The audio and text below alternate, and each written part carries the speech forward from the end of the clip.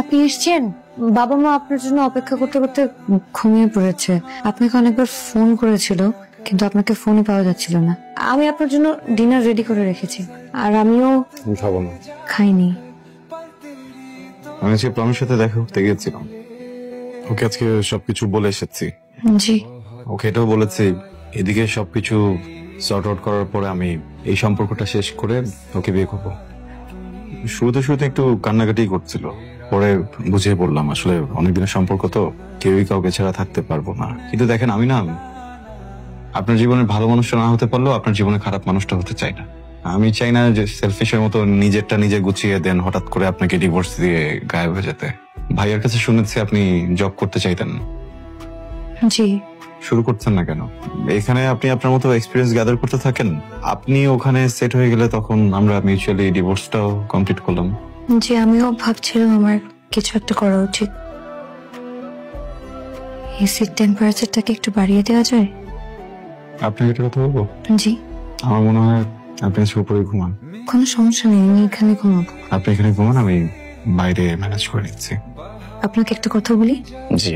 আপনি এভাবে বাইরে গিয়ে ঘুমালে বিষয়টা ভালো দেখায় না, বাবা শুধু শুধু সিন ক্রিয়েট করবে। তাই আপনি এখানেই ঘুমিয়ে যান। আমার বাবা, আপনার থেকে আমি ওনাকে একটু ভালো চিনি, আমাকে ডিল করতে দেন। আসসালামু আলাইকুম বাবা। রুমের এসি কাজ করছে না, ড্রয়িং রুমে গিয়ে এসিটা ছেড়ে সোফায় ঘুমিয়ে পড়বি। আমি যখন সকালবেলা এসে জিজ্ঞেস করব এখানে শুয়েছিস কেন, তুই বলবি ঘুম এসে গিয়েছিল, শুয়ে পড়েছি। সরি, বুঝলাম না বাবা। বদলে যা। বাবাকে ডিল করে আসলেন? জি। তাহলে চুপচাপ ঘুমিয়ে পড়ুন। I'm sorry, আমার মনে হয় আজকে রাতে আমাদের দুজনকে নিচে ঘুমাতে হবে। ম্যানেজ করছি। দেখুন, আপনাকে একটা কথা বলি যদি কিছু মনে না করেন। বিছানাটা যে ভেঙেছে এটা আমি কালকে কোনো এক ফাঁকে ফিক্স করে ফেলবো। বাবা মাকে বলার দরকার নেই, ওনারা ভুল বুঝবেন।